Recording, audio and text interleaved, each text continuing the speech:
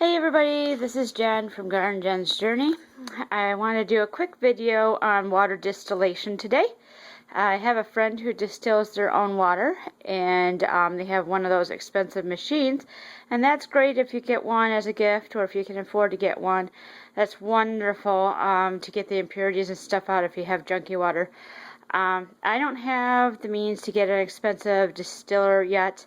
And I need distilled water for my soap making and things like that.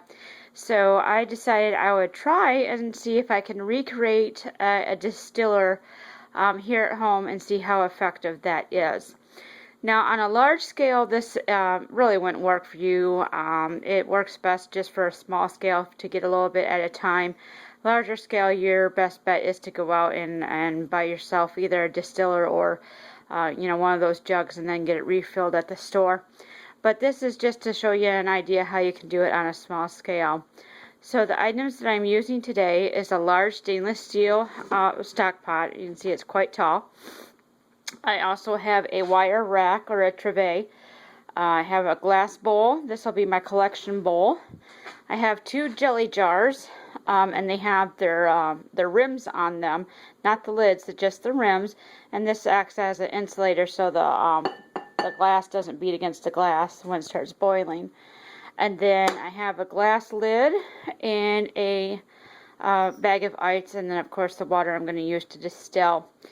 And this is quite a simple setup.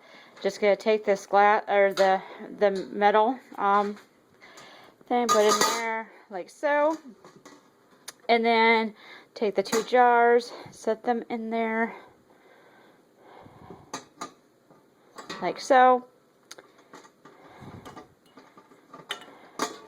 And no, I didn't put the handles up because it doesn't really matter for this setup. So I have them sitting in there like so, and then set the bowl on top of that. And that's basically how the setup works. The bowl sits on top of the jars to keep it up off of the boiling water.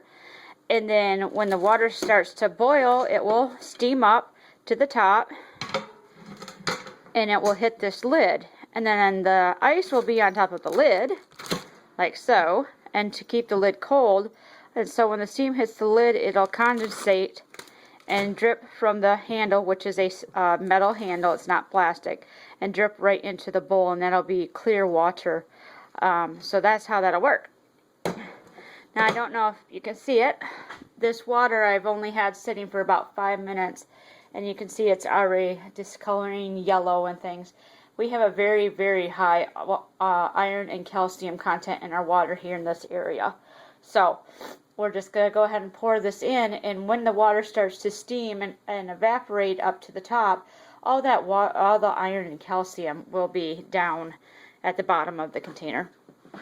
So I'm just going to take this bowl out of here because we don't want that dirty water in the bowl. And then just going to pour the water down there.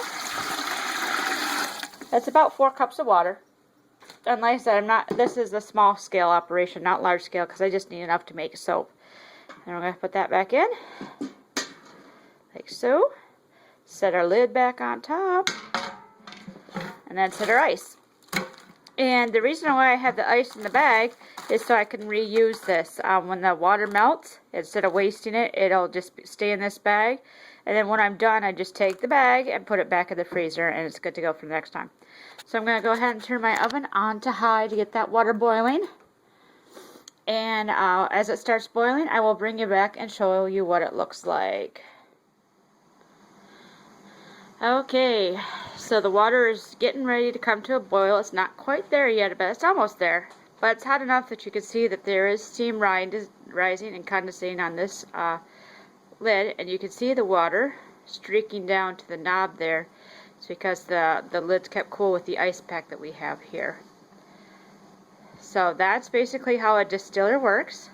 As the water boils, it condensates up on the cool lid and then collects down in the basin below. So this will boil for probably about 5 minutes until most of the water has boiled and then collected up here. And I'll show you what that looks like when it's done. Okay, I wanted to show you the difference between distilled water and non-distilled water. These jars have been sitting for about a week. I haven't used it yet. This is the distilled. You can see it's still nice and clear, even been sitting here for a week. This is the regular water, and you can see it's kind of separated. Down here is all the iron from our water. And then on the top, and you can't see it because I do have this closed, is a film of the calcium that's there. So this is what our water looks like. You can see how thick that iron layer is that's settled, and this is what you know, is here in our area for not just us but all of our neighbors. That's the type of water we have in our area. But again, the distilled, you can see there's no film on the top, and there's no iron sediments down below, and this has been sitting for a week. So that's what we're going for with this distiller process here, and it's really kicking up there. I don't know if you can see the steam very well on video, but I'll get another container like this. And like I said, this is a small time operation. This is just for soap making. It's not for you know, doing every day getting drinking or whatever water. We actually go to friends' homes and stuff who have better water than we do, and get our bottled water that way, or we'll go to the store. But on a small scale, this works just fine. So stay tuned, and I'll show you what the finished product looks like once our distiller is done. Okay, so we have bag number 2, ice bag number 2 that is, on top of the lid. The other one did melt, and I will be combining these two once they're completely melted. And our water is just about done. There is, for those who might find complaints, there is quite a bit of steam coming out from under the lid, because I don't have a tight fitting lid for this pot. It got broken. So I am losing some steam. It's not all getting collected. So yeah, my efficiency is a little down. But overall, this method does work for me. So we're going to turn this off, because like I said, it's just about done, and you don't want to boil a pot completely dry. That's not good for the pot. So we're going to go ahead and turn this off. And I'm just going to let this sit and cool down on its own, and any water left, you know, it'll continue to collect up here as the steam's continuing to rise. And then when it's all done and it's a little bit cooler, I'll bring you back and I'll show you how much we collected in the bowl. So stay tuned. Okay, so I've let the water pot cool down where I can actually touch it with my hand. And that's kind of where you want it to be, to make sure most of the condensation has already gone into your pot. So most of it has. There's just a little bit left on this lid here. So I'm just going to carefully pull the lid up, give it a nice little shake. And then you can see there's quite a bit of water in this container here. And again, I can touch it with my hand, which is what you want to be able to do, because trying to get hidden here with a pot holder or a glove, you might actually not get a good grip and it would fall and you lose all your water. So I'm just going to lift this out of here. Alright, so you can see I got a nice amount of water there. There's about 2 to 3 cups.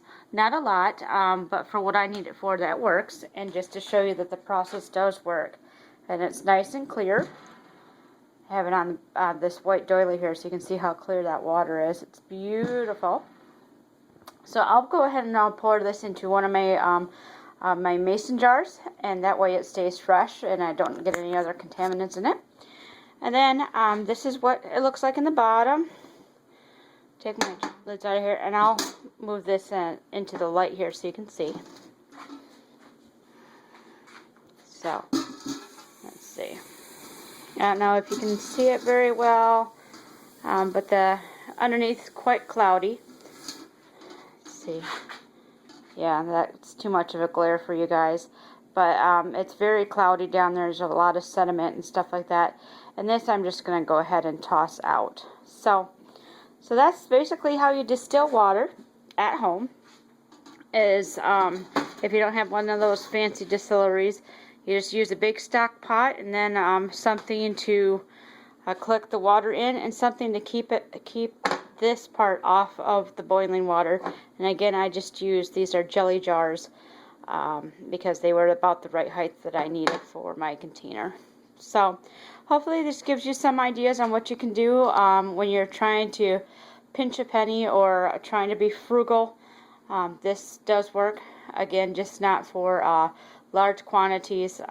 It's just not very easy to do for a larger quantity, but for small quantities it works just fine. So this is Jen from Garden Jen's Journey on how to distill your own water at home. Take care, everybody. Bye-bye.